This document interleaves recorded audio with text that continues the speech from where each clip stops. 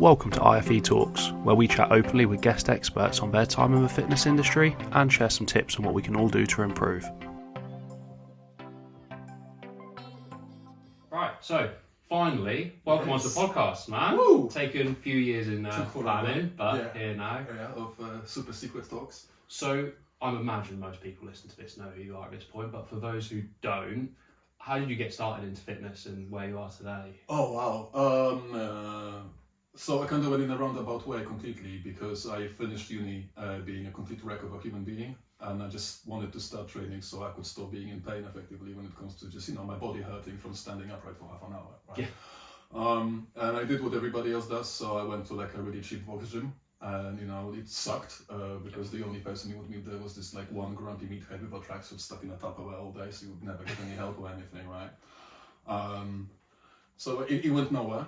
I went through all the T-Nation and bodybuilding.com websites and everything else. So typical lad in the 20s, journey basically. Yeah. And it was just like, it had fun to be fair, but then after a few months I was like, this doesn't make sense. I don't really know what I'm doing. I'm just kind of flailing, it's like, I'm trying to get big, but I'm trying to be lean at the same time. I'm skinny like hell. Yeah. So I was just looking to do something different. And I thought to myself, I want to learn a skill, basically. I would like to try Olympic weightlifting. Yeah. I thought it looks kind of cool, I kind of like how those people look as well, basically. I'm not really into bodybuilding or anything like that. It just looks like something interesting. So I was looking for a gym around me that had that. And I found a gym called Plymouth Performance Gym. And I joined the weightlifting club that was run by a really cool coach called Rich Kite. I wonder what he's doing nowadays, actually. I might tag him in it. So I trained that for over a year. I think I was doing this 3 times a week and I really enjoyed it. But the guys also were doing powerlifting and strongman.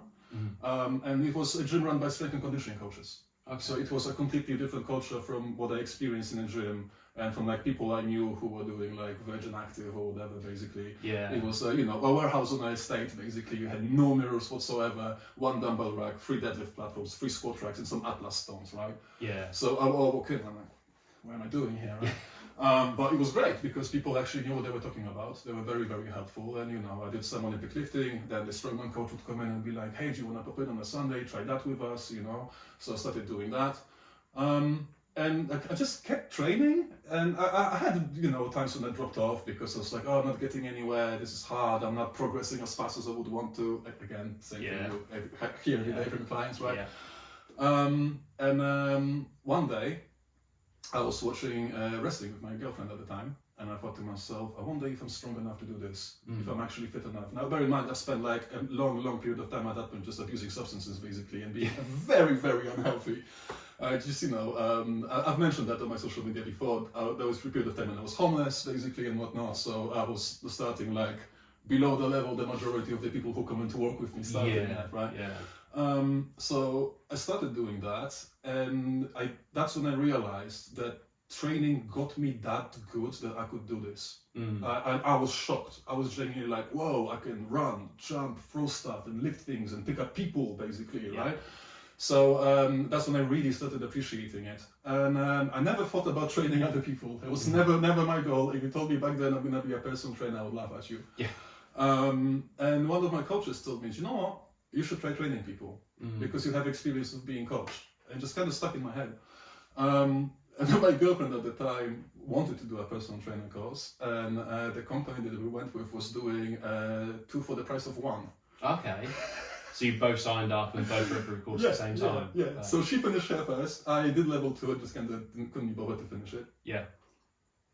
But I ended up, long story, but I ended up running a wrestling school that I originally started training at. A few years after, I ended up taking it over. Yeah. And because I was finished level 2, I could hire out a space and put a ring in it and start training people, just so I kind of save the place when I was training at. And then guys I was training were like, hey, you're in a really good shape, could you help us? And I was like, yeah, I could. I technically can get insured. I have the level 2, basically. I could do group sessions, basically, or whatever. I was hiring this little CrossFit gym on the weekend, so I went to speak to the owner and he said hey, you're already paying me.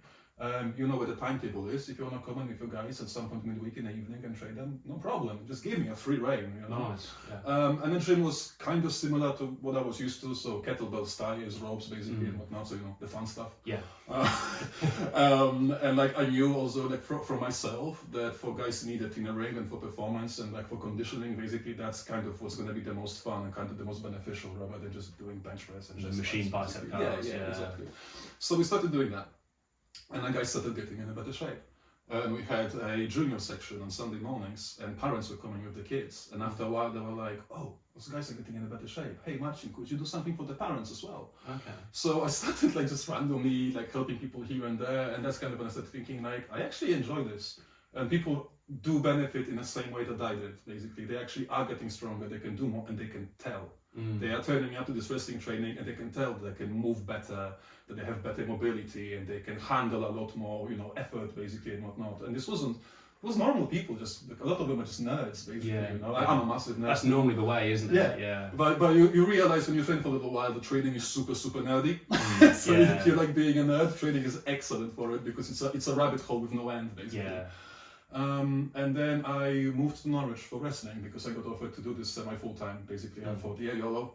Let's do this, why not? You know how many chances in life you've got to do something that you used to watch on TV when you were a kid, right? Yeah. And I thought like, well, I finished my level 3 because PTing is maybe something I could do like part-time when I'm not doing shows, and I was so wrong. Yeah.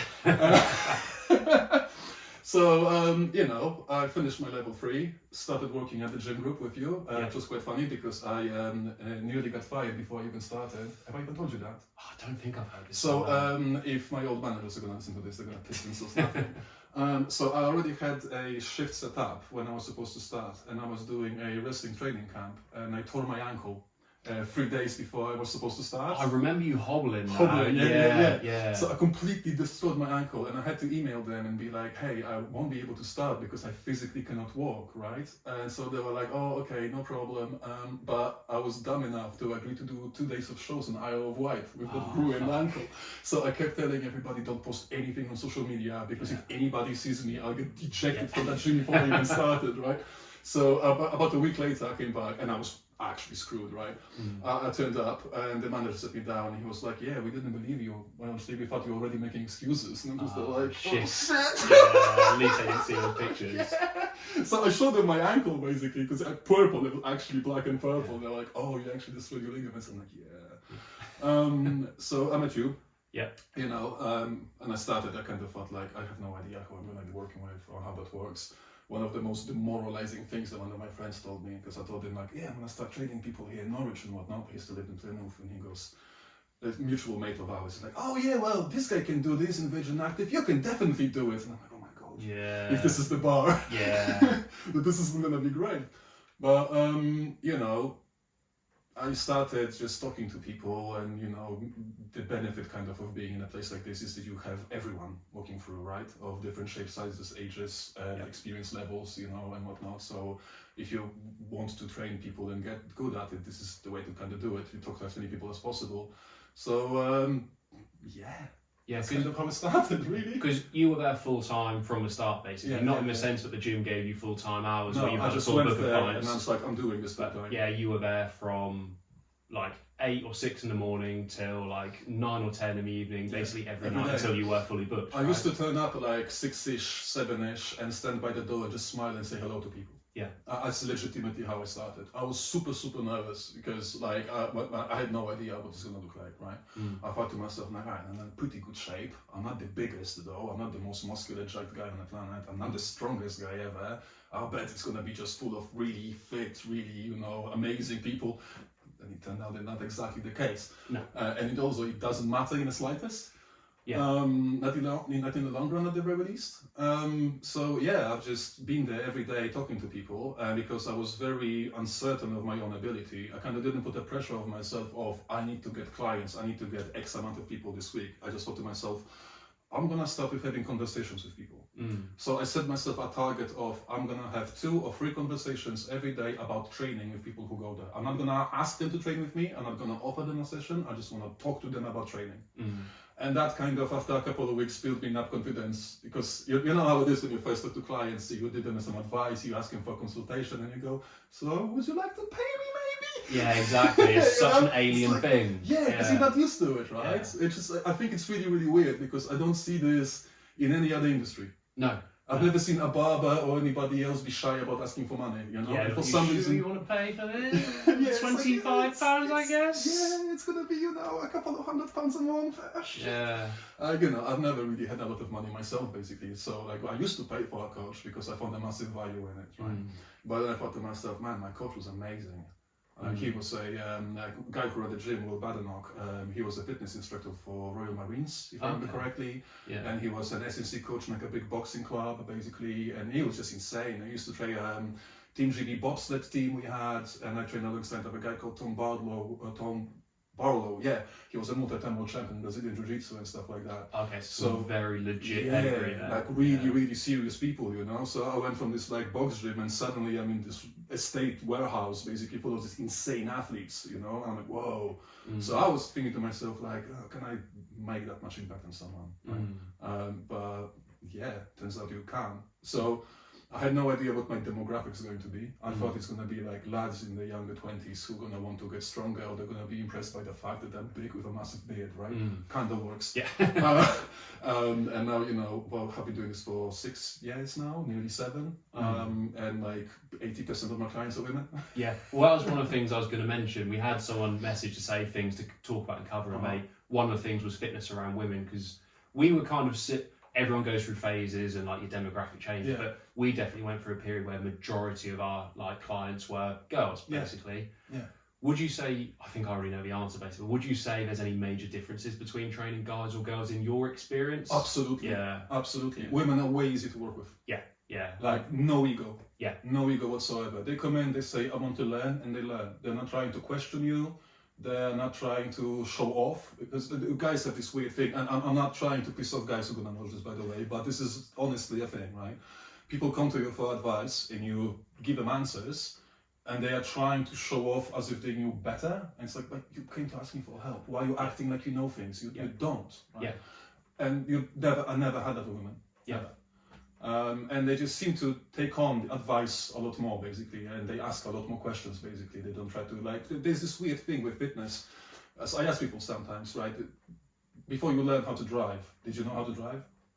Right? Before somebody taught you classes, did you know everything about cars? No, you go to an instructor, right? exactly. Yeah. Before you don't just start the engine and drive your car into the wall, right? But for some reason, when it comes to like physical fitness, a lot of the guys feel like they should know everything already from part of their being or part of their worth to know how to move a bar. And it's not in your DNA. No. Right? Like most of the people that we work with don't know how to push their ass out. Yeah. You know? Exactly. And they think that they somehow gonna understand those super advanced concepts because they spoke to some bro, or they watched one podcast, or they listened to an article on T-Nation or whatever. Yeah. So like I do work with a lot of very lovely dudes. I've worked with a few guys who started off like this, and then they realized quickly that it's another way.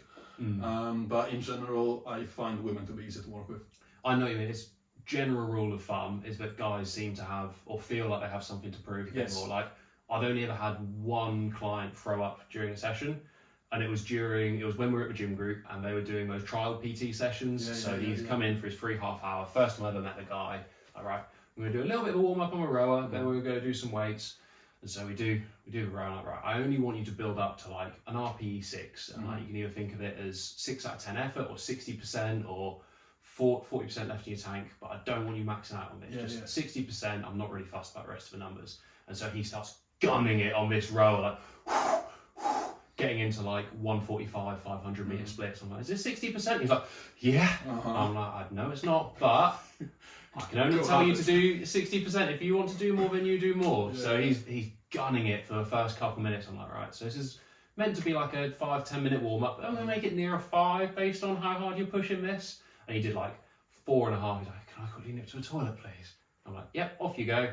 And then he wanted to go for up basically because he just didn't want to admit what a true 60% was to him. I had another guy, didn't throw up in the session, however, he was also called Harry, and we were talking about the difference between RPE and reps in reserve. And I was like, we can use whatever one you want, but basically I need to judge how hard you're working. So we're trialing both, and he was doing bench press. I was like, right, so I want you to have about 4 reps in reserve on relatively RPE 6. So we load up, we start empty barbell, then we load it up. He's pushing and he does his 8 reps, re-racks the barbell. 8th rep was like super slow and a bit shaky. Yeah. I was like, what's your RPE or how many reps in reserve you got? Oh, he's like, RPE 6. I was like, so you could do 4 more of those? And he's like, yeah. I was like, go on then. So she unwrapped the bar and down it came and there it stayed. And then we do a bunch of a row. Yeah, I was like, right, then we'll take this bar off. And so yeah, I've yet to have that train any females. Yeah, it never had that with a girl, never. A lot of the time when I have a new guy coming in, you know, they're like getting a bit too excited and I have to need to slow down. You actually need to rein this in a little bit. There will be time when you can do this. No, it's not. Yeah. Because you're still flailing, you're still putting yourself out of position basically, and you're gonna come back to me next week and you tell me that your shoulder hurts. Yeah. And it's no point. There's literally no point. But I think it's because like, I don't think it's like a man thing. It's just this like weird. It's just the way fitness is presented to us. It's completely backwards, right? Because when you look at the regardless of which social media you're on or whether it's magazines back in the day, right?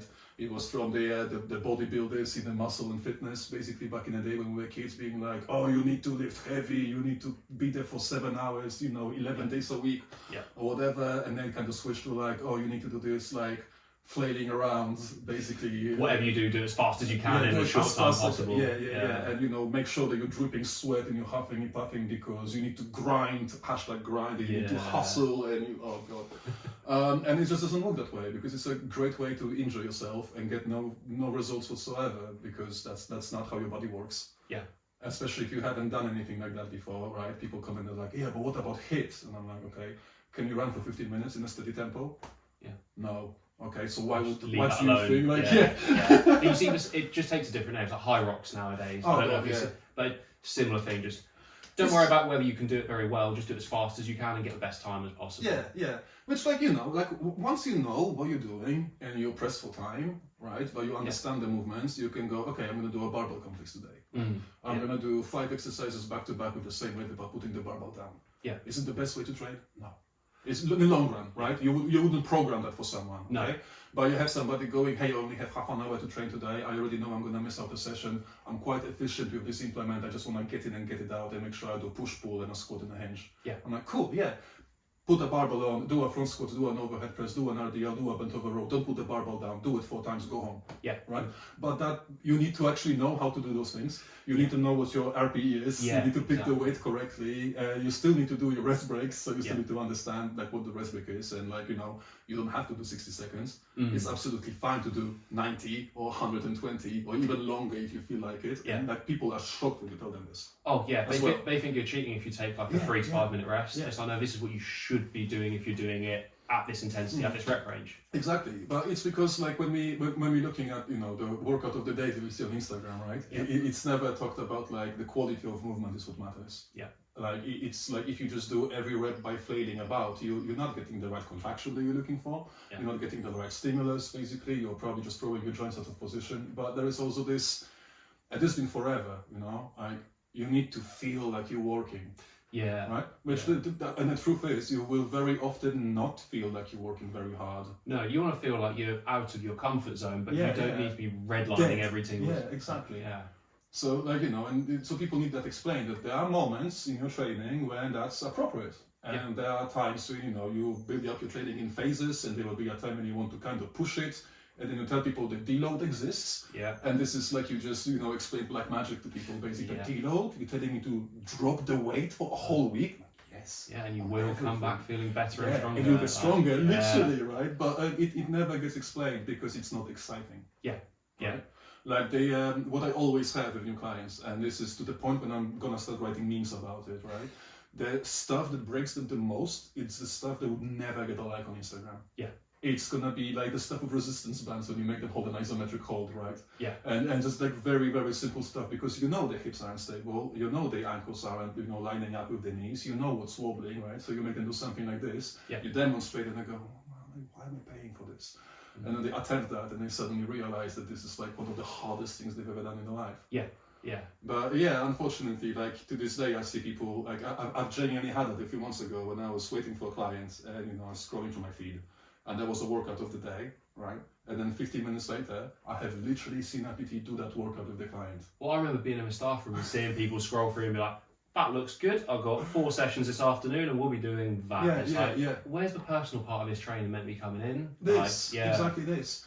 And it's also like a weird one because like when you actually train bunches of people, it kind of looks like you're doing the same stuff. You are going to choose from the same battery of exercises with slight nuance based on who the person is. Yeah. Like I said, lengths of the body and like biomechanics, but and also their preferences, what they've done before, what they want to do in the future as well. So I have that, like, when I've got a group of 4 girls training together, right? One of them's going to do a back squat, the other one's going to do a front squat, and the third one has to elevate her heels. Yeah. It's still a squat, but there are slight nuances because one has a very long femur, the other one, doesn't have as much of a rotation in her hip, for example, or whatever, or it's just, doesn't feel comfortable in a back squat, he just prefers a front squat. Because again, preference just comes into play, right? Yeah. So if my client comes in, if I have programmed them a back squat, for example, but we have done them for like 2 months, for example, and they go, hey, I haven't done front squat for a while, could we do that? It's like, yeah, sure. Why not? Yeah. But if you're going to do that, we're going to stick with it for X period of time so you can actually... Yeah, we're not going to do it this week and then again in 16 weeks and hope there's some change. There's some change, exactly. But yeah, the expectation is that you need to die every single session, or be super sore afterwards. Or be super sore, right? Yeah. But the fact is that like when you start training, when you're competing, you'll be like, how many weeks are you sore? 4, 5?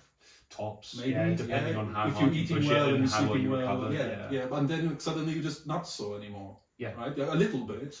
Like you have a little bit of a hamstring usually. Like I'm always crippled with my hamstrings. Yeah. But like lunges. Yeah.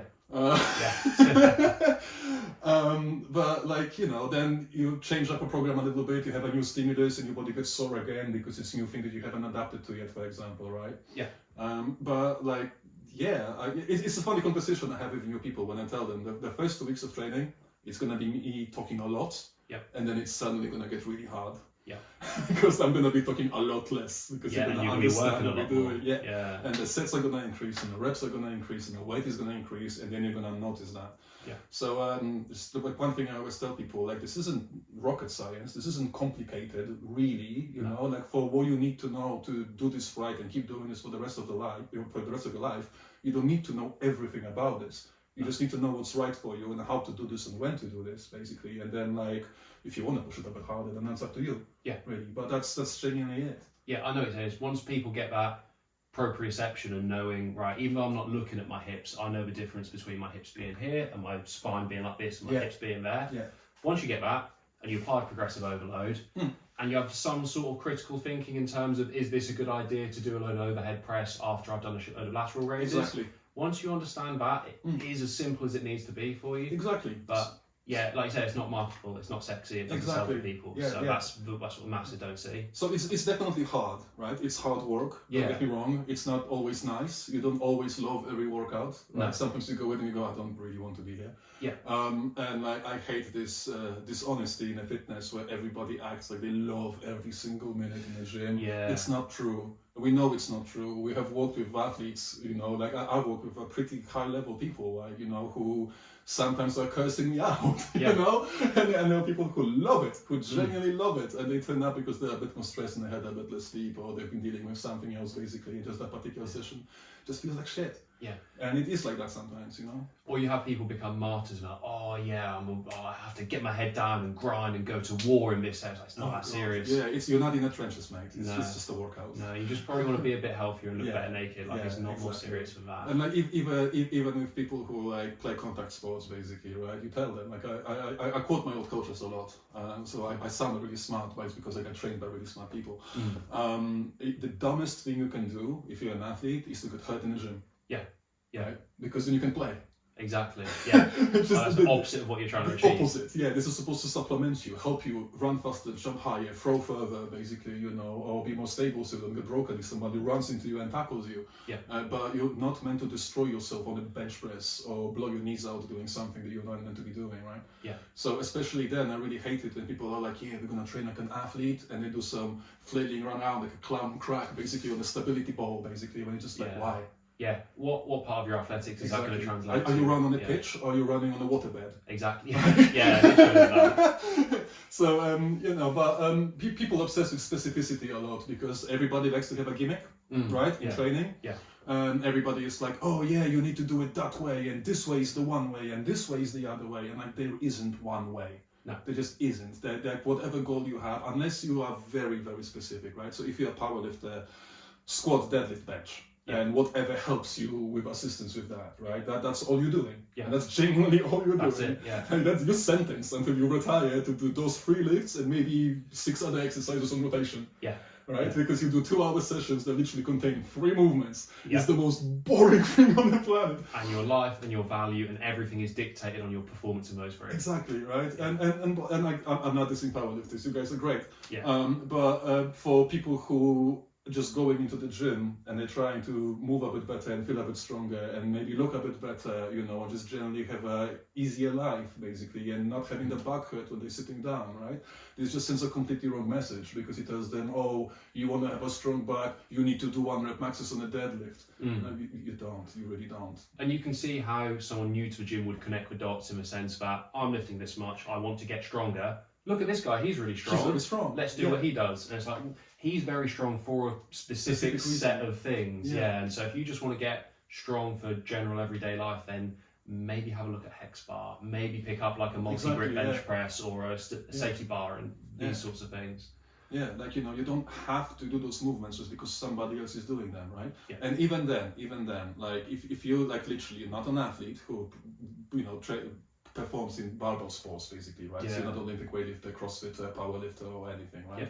Pick stuff that you enjoy doing. Yeah. Because if you don't enjoy doing it, you're not gonna do it. No, not for a while. Not for a long time. You'll do this for a few months and you're gonna go, I hate this, this is drudgery, this makes me feel like crap, my shoulders feel uncomfortable, this, that and the other. And like you said, you know, do a neutral grip bench press. Or if you don't like bench press at all, you don't have to do this. You can do dumbbell bench press perfectly fine. Press ups are fine too. Yeah, press ups are fine. You can add a band to them, you know. You can do dips if you prefer that. You can rotate them around. You can just completely avoid this stuff, right? Yeah. Like, you need to be able to push, pull, horizontal, vertical, and hinge and some squat variation because that's what your body evolved to do. Yeah. But you don't have to be the best back squatter on the planet. No, you know? Once you understand those movement patterns, you understand they can be applied in, well, with whatever tools you want, whether it's a TRX, a cable, a dumbbell, or whatever. Exactly. Yeah, absolutely. So it's partially because the people who we kind of present the most as like, oh, this is fitness, right? This is what fitness is. It's like bodybuilders or elite powerlifters, basically. And it's like, but those people are so far removed from general population, both in their wants and their needs, and the genetics as well, because like people don't like to listen to that really, and like it's kind of both ways as well, because you'll get people who go, I don't go to the gym because my genetics is shit. It's like you don't even know what your genetics are because you never tried. Right? And like even if you're not gonna end up being Mr. Olympia, like you can still get stronger and not be in pain and still look a bit better and feel a bit better. And you know, you don't need to be those people, but unfortunately when somebody, you know, has first contact with fitness, it's usually going to be bodybuilders. Right? And like when you actually look at people who go to gyms, bodybuilders are not there. They make up a tiny percentage of people. And I'm not talking about people who think they're bodybuilders. I mean, legitimately people who go and compete and do the prep and everything else, basically. That's the smallest, tiniest percentage of people who actually go to the gyms. And if you see one in the gym, it's because he probably had to squeeze it after work because he's actually going to an actual bodybuilding gym that has the specific equipment that they need to be using, right? So it's just very misleading of how it's being portrayed, because like in reality it's like, you should be doing resistance training, but there isn't one way of doing it, or just like one goal you need to be striving towards. Like I've got people who enjoy training because they like how it makes them feel and how it makes them move, and they completely don't care about how they look. You know, and it's absolutely fine. Absolutely fine. Even if you're just doing this because you're coming in for the bands because you like the people you're training with, and you're just doing this casually because, like, I've got clients who tell me, I wouldn't come here if you weren't here. But I know it's good for me, so I keep turning up, right? And it's absolutely fine. It's absolutely fine. But then you go on Instagram, and there's gonna be a guy with no t-shirt and a hat backwards. I should have had my hat so I can just do a little parody, right? Being like, if you don't love it, you don't belong here. You don't really want it. It's like, hang on a sec. You are a 24-year-old who spent the last 5 years in a gym with no social life, no hobby, no nothing. This is literally all you do, and you're gonna tell a mother of 3 with a full-time job who has to commute to work from an NR7 to NR1 that she's lazy. Yeah. Or that she needs to sleep more. It's like, don't you think she's full of that? Like, don't you think that's come across her mind? Yeah. And like, oh, you're not dedicated enough. And like, people are dedicated enough. Yeah. Right? That this is not their priority. They want to find a way to get something out of this, basically. They're not trying to compete with you. No, they want to balance it with all the other shit they're worried about. Exactly. Yeah. Exactly. And like a lot of people in fitness miss it. And a lot of people who are trying to get into it, that's what they are being, thrown at the face, effectively, and it really puts them off. Yeah. And that's how we, end up having gyms that have a lot of members in them, but it doesn't help anyone. Yeah. Nobody's getting better. Everybody's getting discouraged and quits and comes back every January and whatever, because the way it's being presented by those people, and unfortunately, the louder you shout, the more of a twat you make out of yourself, the more likes you're gonna get. Yeah. So, there's sensible advice. There will be like, calm and collected, and actually, hey, you need to focus on your basics, you need to focus on your bracing. I would rather you lie down on the floor and focus on pushing your lower back into the floor, breathing into your diaphragm, right? This is like the first thing that should be taught before you even touch the barbell, basically. Yeah. But you're not gonna see that on Instagram. No. You're gonna see people, doing knee raises while getting punched in the ribs, Yeah. Or some kind of glute kickback with barely any clothes on, or someone wearing all the kit and the headband and everything, throwing around as much weight as they can. Exactly, and we've seen this, people coming with very expensive knee sleeves, it's just a gimmick. It just becomes an absolute gimmick, the same way people will make anything completely their identity. It's like this commodification of identity, I think is the term, basically, where like you don't train, you do CrossFit. Yeah, you don't just you are your lift. hobby. You're a power lifter. You need to have this gear. You need to wear this brand. It's like it just becomes almost this like cult, basically. And it's not. Like fitness industry is an industry. Industry's job is to make money. Yeah. Right. It just likes to say that it's helping people, and it does. It does. And let's not say that we like somehow completely detrimental to people or whatnot. But people have to make money along the way. People have to make money, and there is a lot of people in the industry whose main and only concern is to make money. And they don't care about anything else. And they found a way, they found a message that resonates with people, that they can, fleece them for a couple of months before they drop off. And just be a high-trained PT. Exactly. Yeah. Or, in most cases, it's going to be some guy like Vicious on YouTube who's going to tell people about the body types and stomata types and sell them a bullshit workout, Yeah.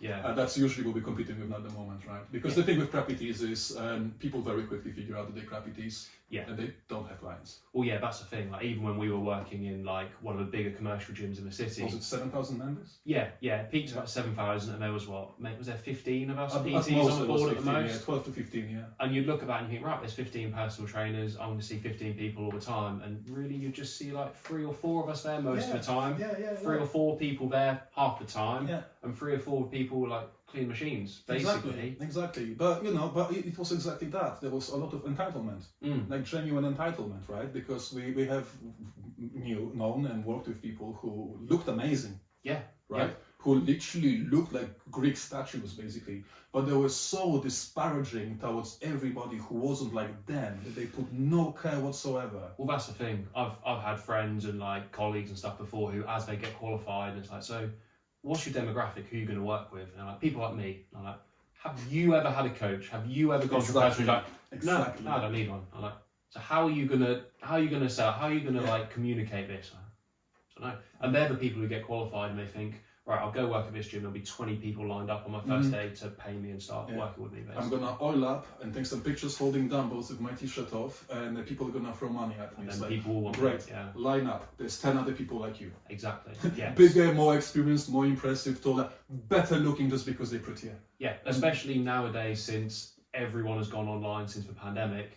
Everyone wants online coaching used to be a thing that some people would do, and some people would be like, no, I'm purely in person. But most people are contactable, connectable across the world now. So you are not going to be the person who wins that game if you're chasing like the oiliest, most lean abs, basically. Exactly, because it's actually this. Because I did that in the winter when I wanted to learn a little bit more, and I literally got in contact with people from RP Strength, like Dr. Mark Israelti and whatever, to get myself a program, right? Yeah. I have access to somebody like this now. I'm not gonna go to a random bro in a gym who just sits staring at the Tupperware and never works with anybody, if I can literally get somebody who's got a doctorate in human physiology and has been training top of the world athletes, basically, right? If that's what I'm looking for, I can go to somebody like this, right?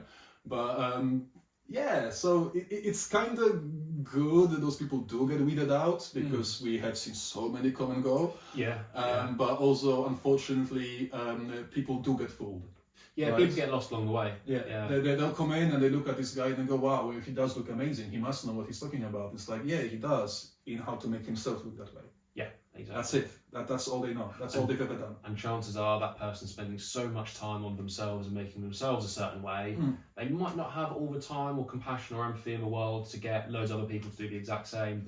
Unless you literally want a step-by-step guide of what they're doing, which doesn't work for most other people. No, of course not. Like I would never, like, I train differently now in my late 30s than I used to in my 20s, obviously. I used to murder, you remember how I used to train. I don't do that anymore. I think my spine would explode, you know? But I love that. I genuinely did. I did those like red line workouts basically a lot of the time, you know, because I really, really enjoyed it. But I would never make my clients do this stuff. You know, sometimes they like I told them about something. I want to show them something, just like, hey, do you want to see something cool? You know, last week I made guys do a row with a sled. Because I used to do one of my favorite exercises, and I used to train myself in my old gym, right? So I thought like, hey guys, I used to do this really cool exercise we could try, because I have a sled and I have a rope. We can just do that today as a pull, you know, arm over arm row, right? And we did that, and then one of them said, can you make it any worse? Well, famous last words. So we did a Perun row, which is, you know, a plank row on a sled, and that was a 50-kilo sled. Oh, okay, so that's legit then. Yeah, right. And like, I can do this. I haven't done this in a very long time, but I can maintain plank and I can talk while doing this, right? So they see me do this and they go, yeah, I can totally do this. And they pulled once and they go, oh shit. You know, like you can't do this to people. You can't expect people to train like you do. If you're a bodybuilder, you're a physical athlete who, you know, competes, and you will push to the point when your pump is splitting your skin, basically. The next guy who just started, who came to you because he wants to believe you, you're just gonna put them off. You're just going to make them feel inadequate. And it's not that you are better, you've just done it for longer. And also the things that get you to that stage are not necessarily the things you do on those days. It's exactly. No different if someone like turned up to do any kind of course, or I always use university as like the option for people to understand, is that you don't write your dissertation in your first year. You do very different things in your first year to second to third to build you up to the final thing. And fitness should be no different, really. You don't need to look at someone and be like, that's where I want to be. What they're doing today is what I should be doing today. But people don't necessarily see that first thing, and people don't always explain it the best way either. So like, if anybody who, like, you know, isn't a PT is going to be watching this, right? Like, do how much you feel like you want to be doing. You don't have to do what we do, right? Because I used to be that guy who I would be 7 a.m. outside my gym calling the owner, why isn't the gym open yet? You know, to the point, legitimately, they get so pissed off with me, they cut me my own key. So I used to work in the EE customer service, right? So I would finish work at 11. My mate would come down from Tavistock in a car to pick me up. We would go to the gym by like midnight and sit there till 2 o'clock in the morning. Because we were wrestlers. So we had to do this because we had a show on the weekend. We were driving from Plymouth to Norwich to do, you know, 2 days, 3 days of wrestling show and training, and then coming back swapping Red Bull cans and ice bags because we, you know, couldn't drive from pain, basically, you know, 7-hour drive and then back to work and back to the gym at 1 a.m, right? I did that because I loved it. And that's what I wanted to do, and there was a specific goal that I was training at. And then when I stopped wrestling, guess what I stopped doing? Because, like, you know, I still enjoy hard training. I still do doing stuff, you know, difficult stuff, basically, because I had fun doing it. But now I'm doing this because I have fun with it. Not because I'm trying to get something out of it. I'm trying to maintain my strength, maintain my health, maintain my physique. Basically, I'm happy with how things are. I'm not trying to PR. I'm not trying to pretend I'm a powerlifter. I'm not trying to impress anybody. You know, don't want to break. Basically. Exactly. I just don't want to break. But that's just like one thing that you know, we've mentioned it a few times over the years, that something that neither me or you do. We don't really post ourselves with our clothes off. No. Right? No. Because it's not fair. It's not for service either. No. It's not what you're buying. Exactly. And it's like, you know, I've done this for a while, basically, and I do have pretty good genetics. I can't pretend that I'm not, basically, because like I can't tell somebody who comes in to work with me, like, hey, look at this picture of me. I'm gonna make you look like this. It's like, no, you're not 6'9". You don't come from a family of 6 foot something monsters who all played basketball, so were powerlifters and boxers, and that was my family, you know? Yeah. So for me, this stuff comes probably a little bit easier than it will for most other people. And it's just not fair for me to show off and be like, hey, come and pay me because I'm hot. Like, no, come and pay me because I will show you how to do this so you can do this to fit your goals and your lifestyle and not hate yourself. Yeah. And not break yourself. I think that's the thing a lot of people miss is that people who, you said being a personal trainer wasn't something you ever thought of, and it wasn't even really for me, it was something that someone else suggested that I go and do, and I was like, nah, like, it's not reliable income, I'm not really interested, I just like training for me, basically. But then you do realise that training for you and training for someone else is two very, very different things. Absolutely. And there are some really great coaches out there who aren't necessarily in the best shape, but it doesn't take away from the fact that they can't coach someone else to do it. Exactly. And people always throw around that term, like, oh, your body's your business card. And no, it's not. I understand to a degree that for someone to be able to elicit response in someone else, they want to at least elicit it themselves first, or to a certain degree at some point first. However, we've worked with enough people that look like fitness models and they're shite PTs. Yeah. And it's just like that. It's not, those two things are not the same. No. Basically. It's not to say that everybody who's super great looking is a shit PT, right? No. Because we've met some really, really good ones as well. But like there is a sense of entitlement with that, unfortunately, that comes a lot. And, you know, a lot of the time people genuinely think that, but also, the same way fitness is portrayed to people, like I said earlier, like, oh, bodybuilders and powerlifters are super strong, super impressive people who are like the top percentage, basically. The way the industry is advertised to potential PTs is equally twisted. Yeah. Right? Yeah. Because like we still get those adverts, right? Yeah. It's like, hey, yeah, this very handsome dude leaning over this very fit girl in short shorts, and like, you're gonna earn 70k a year. It's like, no, you won't. Yeah, no. And like, you know, like, I do okay when I'm like very busy, basically, but like, I used to do like 12-hour, 13-hour days, you know, like I got to, at one point to the point when I got so ill, I started coughing blood in front of my client.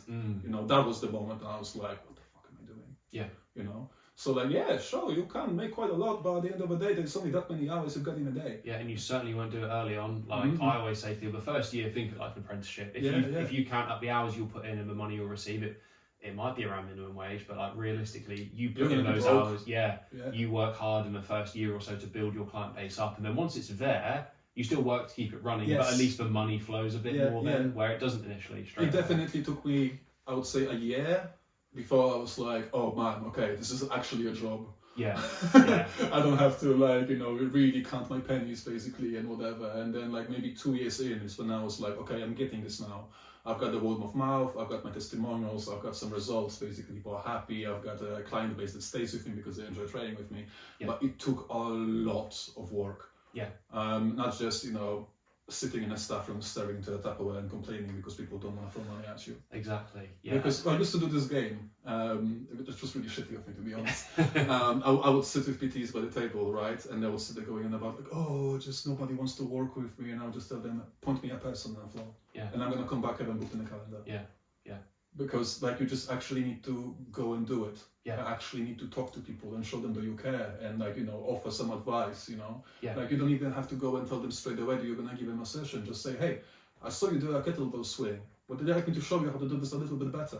Right? They'll be very, very happy. Okay. And then you see them again, maybe help them another time again. And then maybe third time be like, hey, would you like to do 1 hour? I'll give you a consultation for free, we'll have a look what we got.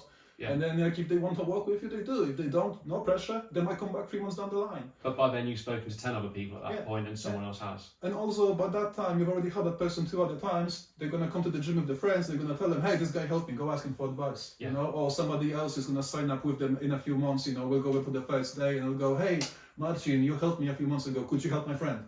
This is literally how you get people to work with They're not going to send their friends to the guy or girl sat there across in the corner being like, oh, woe is me. Oh my god, oh god. We've got some stories, but I stopped myself because they're too obvious of who we'll be talking about, basically. But I, you know, I've watched people kick off because, oh, I don't want to do this bullshit class, I'm too good for this. It's like, your class is weak. Nobody wants to do it because you don't care and everybody can tell you're miserable. But there's a reason why it's not working. And I think that's part of it too, is that some people will come into the industry, book their first few sessions or get a full book of clients, but then not reinvest the time and or money to be like, right, now I'm working with this many people, I need a decent service for them. I need either like some really shit hot spreadsheets or an app or something Yes. they can log all their progress. Yes. I need some kind of catch-all for people who I help. They don't necessarily want my paid help right now, but they can come back to me later for Exactly. it. And all these other services that you need to build out, as well as having that skill with people on the gym floor. Because I think, plenty of people come in, get their first few clients, book in, and then just kick the feet up and be like, right, £30 an hour, 20 sessions a week, I'm done. That's 20 hours a week. It's not 20 hours a week. Not if you want to keep those people all night, it's not 20 hours a week. Exactly. Unfortunately, like that job doesn't work very well with social life. No. Or just with life in general. Well, yeah, because people are only going to train when they're not at work. Well, so exactly. your work becomes when people are not at work. This is the one. Well, you are PT, you basically live at the gym, must be very easy to train for you. And it's like, mate, I genuinely have clients who train more consistently than I am. Yeah. Because I just don't have the time. And like, I would love to get back into grappling, for example. And like, it's physically impossible for me because whenever I look at this, sessions are 6 o'clock, 7 o'clock. Yeah. And guess when I'm working with my clients? 6 o'clock, 7 o'clock, right? Yeah. And you only get a few of those hours in a day when you know you're gonna have people. Yeah. Right? It seems like you've got 12 hours throughout of the day, but realistically, there's gonna be a lot of gaps in the middle. There's a morning and lunchtime and an evening slot, That's realistically. it. Yeah. And like how again is this hashtag grind hustle. I'm in the trenches. You're not in the trenches. You wear a t-shirt to work, mate. Yeah, exactly. Like, you're probably almost one of the more cushy day-to-days Absolutely, there are. absolutely. Every day I tell myself I've got the best job in the planet. I get to wear a metal bands t-shirt to work. I can wear a tracksuit and trainers. I can talk about horror movies and the bands I've listened to my clients. Mate, what other job can you do that to? Yeah, exactly. And people are making martyrs after themselves. Basically, it's like, oh yeah, no man, I'm down in the trenches. I'm on the front lines. Oh man, you never walked a day in your life. Yeah.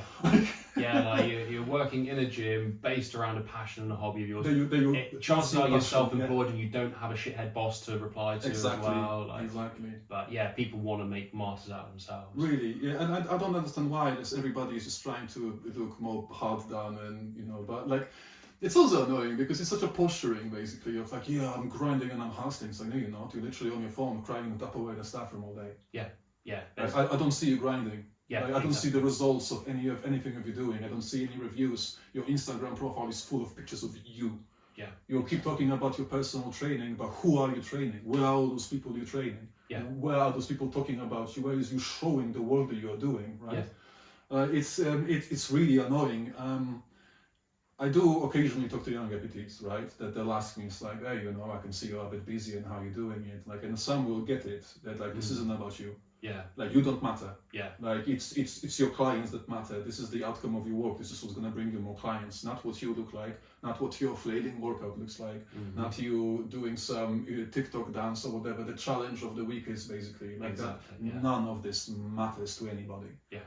You might get some likes, but those people aren't customers. Those aren't people that want your service. Exactly. It's like they're trying to they worry too much about impressing other PTs, and they all just fall into this trap of like, oh, we need to outdo each other on this completely unnecessary bullshit, and they completely just ignore the fact that they're there to actually help people. Yeah. And that's what the job is, to actually help people. Yeah.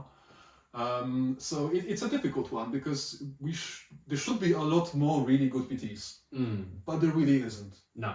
Sadly. Yeah. And we have seen people who were very, very, very good, but they might have lacked confidence, for example, to actually go and get those clients. Yeah. Or, imposter syndrome is horrible, especially when you're actually good at this, then you tend to have a lot more of that, right? Yeah. And we have seen people who were absolutely god-awful, they just happened to end up looking relatively good, basically, and just like stuck out somehow for multiple years, basically, God knows how. Yeah. I normally say to people it's a combination of having some sort of knowledge in the gym and knowing how to give a person a certain exercise or a certain exercise program to elicit a certain response. Personality is a big one as well. Yeah. Generally, like if people don't share similar hobbies or interests with you, that hour's going to feel a hell of a lot longer than an hour. Absolutely, yeah. But then also, like you said, your marketing and your ability to actually run a business. If you can't nail all of those to a certain degree, then it is going to show up and it is going to negatively affect you. But you need to know, you might be better at one thing than the other. Absolutely, nobody's great at everything they do, right? No, but like, I hate making social media content, for example. I hate it with a passion. Yeah. But I know that this is something I should be doing more of. Exactly, it's a necessary part of the labour, isn't it? It is. Yeah, I hate it. There are some people who absolutely love it, love making, reels and whatever, basically. I'm just like, oh God, okay, yeah, I've got those 4 written up that I was supposed to do 2 months ago. I better take the camera to the gym and film it. And then like, when I actually post it, people have no idea how much swearing goes on of me trying to get this filmed the right way. Yeah. And like, I actually know how to do video editing as well, right? And everything like that. Like, that part isn't difficult for me. It's just the fact of like, oh my God, I need to do this video, but there's already 50,000 other videos doing the exact same thing I'm doing. But I need to get myself out there. People. Yeah. So it's a really weird one. It's a really weird one, especially when you see people who like started up a long time ago and they got stuck in that mindset of like late 90s, early 2000s, and they just completely refuse to ever change anything and just move on with how things are changing in the industry, you know? Yeah. Would you say your workouts in terms of what you give to your clients has changed much in terms of how you used to train people when you first qualified to where you're at now? Not really, actually. Yeah. So like so my workouts were always dictated with how much people can actually do within a week. Yeah. Okay. So it turns out that shock horror, most people can't or don't want to be in a gym 4 or 5 times a week. Yeah. Okay. Even if they do, they probably won't pay you to be there with you 4 or 5 times a week. No. You can't afford it. Like we are not providing a cheap service. You know. Let's be honest with you. This isn't something that a lot of people can afford, right? So, but like I always try to actually make sure. So my priority always was to make sure that people actually get the money's worth, right? So I would tell people like, look, if you can only train 2 times a week, we need to make sure that you can do the movements that your body can do, right? So like I mentioned earlier, push, pull, horizontal, vertical, okay? And it's just details have changed, maybe really. But if you have multiple people doing 2 sessions a week, you're not gonna reinvent the wheel that much. And I never had like a style of training. If I make people do something that I enjoy, you know, because I do sometimes, I also want to have fun, and I am a bit of a sadist. Yeah. You have to be a little bit. Yeah. You know, it's always in the case of, would you like to try this? We've been doing this for a very long time. Would you like to see how far you can take this? Oh, you hate split squats. Would you like to show you how horrible you can make split squats? You know? Do you want to look at this next step for long? Yeah. I can show you what you can build up towards, basically, right? But no, I want them to cover the basics. I want them to make sure that they're moving well, and then if they are progressing, they keep going, then you can change it up a bit further. But it was the guy who was doing jiu-jitsu with me, remember, which when he was saying that, it sounded a lot scarier, but he used to say there is only that many ways you can bend a human joint. Yeah. And it's true, really. There is only that many ways you can bend the elbow or flex the knee or, you know, hinge your hip, basically. Like, it's not really that much to it. No, once you do understand those movement patterns, like you said, your hinges, your squats, your pushes and your pulls, it is just finding a way to balance it all out in a training program that then balances with a person's life, right? And it'll be trial and error anyway, because you might recommend 2 sessions a week and they only do 1. Or you recommend 2 and they're like, I could have done a third, you know? So you program 2 with a third optional one. Exactly. That's where you get to play with it a little bit. Vanity workout. Yeah, exactly. Yeah. Normally like an arm and a core day. Literally, this is usually what ends up, right? This is literally this. I've got guys who started with 2 days a week, and then, you know, after a while they were like, oh, I could do a little bit more. I'm like, okay, well, now you understand that we need more volume. You know, if you want to get your arms bigger, for example, or your shoulders to get bigger, or whatever, now you understand that you need more sets, you need more reps and whatever. The only way we can do that is by adding another day. Yeah. So let's sacrifice one of those midweek sessions to teach you another workout that you can do by yourself, and then come back to me in 2 weeks' time. We're going to try that again and see how we're getting on with that. And that's when you start adding. I say to people sometimes, like, there are exercises that I don't want you to be paying me to be standing next to you watching you do this. Yeah. Right? I don't want people to spending money so that I can stand next to them with a Tupperware in my hand watching them walk on a treadmill. Yeah, exactly. What are you doing with people's time? Stop doing this. Yeah. Right? Like if they need that, ask them to turn up 5 minutes early and do a warm up on the treadmill. Or ask them to just walk to the gym rather than drive up, basically, or whatever, right? Or you should be able to prepare a 5 minutes mobility drill to make sure that they actually loosen up a bit, you know, make them throw a slam ball on the floor a little bit, you know, or whatever. Just make something very, very simple, not to waste their time, basically. And like the amount of seeing people being like, oh yeah, well, my client's coming in, I'm gonna spend 10 minutes with them on the treadmill, then we're gonna do some bullshit, then 20 minutes stretching, easy. And it's like, people can tell. Yeah. They might not tell for the first month, but after a while they will, especially if they're gonna be there with you, and then they're gonna notice somebody else training with another trainer who actually makes them do stuff, and they're gonna put 2 and 2 together and be like, hang on a second. Yeah. Right? And it's bad for people because they're not getting what they're paying for. No. It discourages them, and it also makes all of us look like absolute tools. Yeah. Because if you're in a gym with multiple PTs, it takes one to do something stupid for that person to then go away and say all PTs are shit. Yeah. Like exactly. people are so much more likely to tell people about negative experience than about a positive one. And we've been in those situations where people have caused complaints to the gym, and we all had to take shit for it basically because one asshole decided to fleece somebody for 50 times, right? I'm gonna miss the specifics of that one. Although, you know, I thought to myself earlier when I was coming here, it made myself laugh, right? Because I was like, I need to be careful with how much details I'm pushing those stories because I don't really want to, you know, beef with people. But at the same time, I realized that people that I'm run into. Basically, not just even that, people who would be offended by me saying the things that I'm saying are not the type of people who will spend an hour doing something productive like listening to a podcast in the first place. No, it's true. Yeah, this is very true. You know, like I've never seen any of those people that like I think about right now, and you probably have a couple of names in your head, right? Yeah. I've never seen them sit down with a book. Yeah. Right? Yeah. Like when me and you used to work together and we had a few mates like Craig and Alex, for example, and whatnot, and a couple of others, like we would like, hey, have you seen this? Have you tried this? Oh, I saw you do this. Can I go with you on the side and try that together? Or like we used to like swap sessions together. Like I would have like Rebecca come over and be like, hey, can I see how you're training and spend a session with you, for example, and then hate me because she couldn't open a cup of water for like 2 days. You know, and there are people who are trying, you know, who are trying to learn and they're, you know, actually inquisitive. And then there is unfortunately a fair bit of people who are just like, I know everything now. Yeah. Doesn't matter, you know, you're all shit anyway. Like, I don't understand I'm what better you're than looking this. at. Yeah. People just don't understand the help I can give them. Yeah. It was really funny. Like, I can tell this one story actually because it's really funny, and this guy I don't think exists anymore, to be honest. But I worked with a guy who was. So I hated doing gym classes, by the way. So for people who are general public, you're going to the gym, or you think you're going to the gym classes are bullshit. They really are. Because you can't make them good in a basic commercial gym. Really. Not when you've got a class like 20, like we were doing. Yeah. And also, you never know who's going to turn up. Yeah. Okay. So you might have a couple of regulars that you have seen around the gym who, you know, they're gym class heroes who are turning up every single session. There are people like this. Okay. And they generally already know how to do certain things. Okay.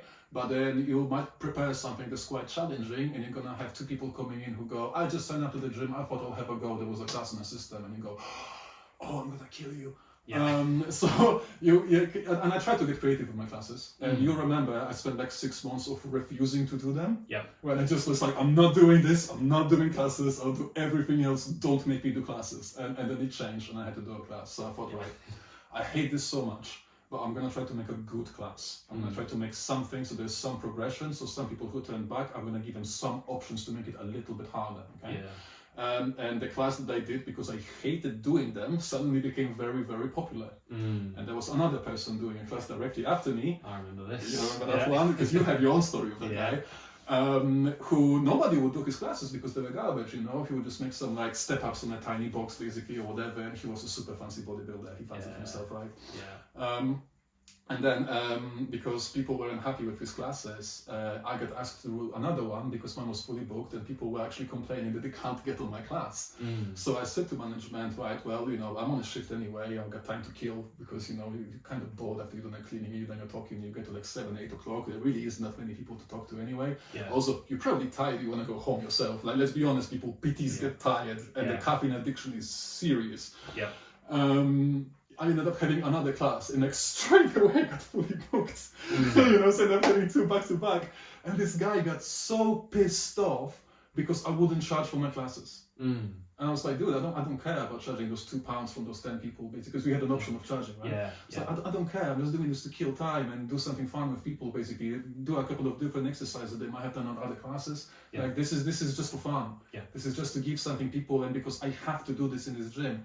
And this is the guy who had no clients whatsoever. Nobody wanted to work with him, and he sent me this long ass essay, super upset because I don't want to take his advice. And I'm like, who the fuck are you? If you took this time and actually put it into writing some good copy and putting together a landing page or just talking to somebody on the gym floor. Just doing something, but he had this like one laminated transformation and he kept clutching on to basically that he's done at some point basically, which I hate transformations as well. It's nonsense. Because it doesn't tell the full story. It doesn't tell the full story, and also if you manage to get somebody like, so I have a client that you're teaching right now. Yes. okay, who's done phenomenally after training with me. But it's like she's done everything, everything. Food, training, never skipped a session, you know, it's got a home gym, which helps, obviously, right? Trains really, really hard, looks phenomenal, got really strong, you know, it's like, she occasionally will send me a before and after that I will share, because like that's like an actual amazing before and after, right? Yeah. But it would be unfair for me to take that, print it out to a girl who's going to come in on a Tuesday for a consultation and be like, I'm going to make her look like this. This could be you. Yeah. Right? Because the chances she's not going to want to do it like that. She's not going to want to like actually make sure that she gets the right protein count all the time. Yeah. She might not want to put up with as much discomfort and tiredness as my other client does, for example, and it's fine. Yeah. It's absolutely fine. And even if she did the exact same thing from point A to Z, basically, that the other person did, it's still not guaranteed that she would look the same way. Yeah. It's still not guaranteed that she would get just as lean or just as big or just as strong, because that's just not human body works, basically. Yeah. So I just see this as a super unfair, because you'll get those couple of people who will do very, very well, but then you make everybody else feel like shit because they feel inadequate. Yeah. Because they go, that person achieved that, but I'm not achieving it. This must be my fault. Because this super jacked, amazing, good-looking personal trainer has clearly achieved it with them, so this must be me being lazy or whatever, right? And people start beating themselves up about it, being like, I'm doing something wrong. It's like, actually not. You're doing everything right. Yeah, you just have a very different, specific set of circumstances, and you're better than you were yesterday. Exactly. And that's the only comparison you need to make. Exactly that. So, it's just... It's a really, really tricky one, because it's not something like, it's probably going to come out a lot longer than you wanted it to be. We're already in an hour, right? It's fine. Cut down stuff if need be. But longer's good. Good. It's not something that you can put on an Instagram story. Yeah. Yeah. Like I'm sure you're gonna try to like chop it up or whatever, basically, but there's a lot of nuance to it, and obviously human beings are nuanced, and everybody's different, and everybody has a different story, and everybody has different struggles. Okay. Yeah. Like it took me. You talk about empathy. You mentioned it earlier, how important it is, and it's something that a lot of people completely overlook. That you like, even if you can't put yourself into that person's shoes like completely because you don't have the same experience as them, you need to have respect for the story and where they are. Yeah. Okay. Because like I think it's difficult. I think it's harder if you're somebody who like you were always healthy and you know you never had much adversity in life when you were younger, and you started training at 16 and you get to 18 and you look good and you've got abs and you're big, you know, and you go, yeah, everything's cool, everybody's got the same as easy as I do, but your mom is doing a meal prep, mate. Yeah. Yeah. You know, like you don't understand that somebody who lives with a partner who might not be as supportive of the goals as them, or somebody who doesn't just do shopping for themselves because they also have kids to feed, for example, or somebody who's one day his job is super stable, but the next day they can send off for 14 hours across the country, for example, and they're gonna have to buy something in a Marks and Spencer on the services, basically. Yeah. Like the people are not the same, and very, very, very few people have the luxury of being able to do everything when they imagine they can do this. Yeah. Very, very few. And even then you'll go through periods, and because again, we're just humans, right? You'll go through a moment where you go through a hard breakup. You go through a difficult illness, or you have to change your job or whatever, and suddenly you can't afford a trainer anymore, right? Yeah. Like shit like that happens to people all the time, and we deal with this on a daily basis, and you need to understand that. You need to know that like people who are coming to you, people who go to the gym, people who are looking for help are not lazy. Lazy people don't do it. Exactly. Lazy people are not looking for help. Yeah. Basically, and I just absolutely hate it when I see those literally bros. It's always bros. They don't want it enough. Yeah, you don't want it enough. Yeah. You're not motivated enough. Motivation is bullshit. Yeah. Are you motivated to brush your teeth? Yeah, you do No, it you anyway. just fucking do it. Yeah. And like in anesthetics people, like this is what training should be for you. You should be brushing your teeth, because now you're excited. In 2 months you're not gonna be so excited. Yeah. It's gonna be November. It's gonna be rainy, cold, dark. You're gonna leave work, and it's gonna be me. I don't want to go to the gym. Yeah. I don't want to sit there for another hour. By the time I get home, it's gonna be 7:30, 8:30. I want to sit down, have something warm to eat, watch Netflix, and go to bed. Right? Like this is what we are competing with. Yeah. It's Netflix. Yeah, basically. But you've got to instill to people how that's going to make them feel versus skipping it and not doing it, right? So instead of telling people that, you know, they are unmotivated, lazy, whatever, right, which is just a horrible thing to say to anybody, just tell them, like, hey, if you like go to the gym and you don't feel like it, do 3 sets. Yeah. If you still hate it, go home. Yeah. It's fine. I've said to people before, when a lot of the times one of the first questions people are like, what supplement should I be taking? I need a pre-workout, right? I'm like, if a coffee doesn't get you up for a work, like a strong black coffee doesn't get you as up for a workout as you need to be, probably rest. Probably don't need to train that day. Like just. Man, I literally had this conversation 2 weeks ago. Somebody was like, "Oh, what about cortisol?" I'm like, "What about it?" "Well, my sleep is really shit, so I know that I've read that it elevates my cortisol." And I'm like, "Say again the first part of that sentence." Yeah, literally. Yeah. It's like, why are you asking me about the pill to control cortisol when the first thing you should be looking at is why is your sleep shit in the first place? Yeah. Right? Yeah. Let's talk about what time of the day do you have your last cup of coffee? Yeah. Like, what is your before bed habit? Are you falling asleep with a phone in your hand, right? Do you have a blackout blinds in your room? Are you falling asleep with an LED light flashing somewhere around your eyes, for example? Because and again, this is a non-sexy stuff. This is the stuff you will not get a likes on. And people look at you and they go, "Well, I thought you were going to give me an advice. You're telling me to turn my fucking phone off." And it's like, well, yeah. Because that's the stuff that works. That's what works. If that doesn't work, then we can talk. Like, maybe you need some magnesium. Yeah. You know, maybe there's some other stuff we can try. Maybe L-theanine or whatever, basically. Now, you mentioned pre-workout, basically, as well, which, that's a completely different... Everyone goes down a deep rabbit hole on that one, don't they? Yeah, but then you realise after a couple of years that most of it doesn't work. Yeah, it's 3 to 5 active ingredients of it. It's just personal preference. And the one that actually works is caffeine. Yeah, which everyone already takes anyway. Yeah, exactly. So it's like, don't buy pre-workout, just get Pro Plus from Boots, basically. It's literally exactly that. Yeah. That was good though. I feel like we talked and covered a lot there. What's the best place to send people to pimp out your stuff and send people your way? So my website, perunstrength.co.uk, or perunstrength on Instagram. Either one works fine. Drop me a message if you need any advice. You don't need to want to train with me if you just want to ask me for stuff. Whether you're trying to get into training, go into PTing, I'm okay. Buy me a black coffee if you want to, get some advice from me or whatever. I will always take free coffee from people. And yeah, no, it was good. It was good. It was fun to actually do it. Yeah, it's been a very long time coming. Very much so. Nice one. Oh, we've actually managed not to upset anyone. Thanks for tuning in. To find out more from us, hit the links in our description for social medias or head to the website, which is integrityfitness.education.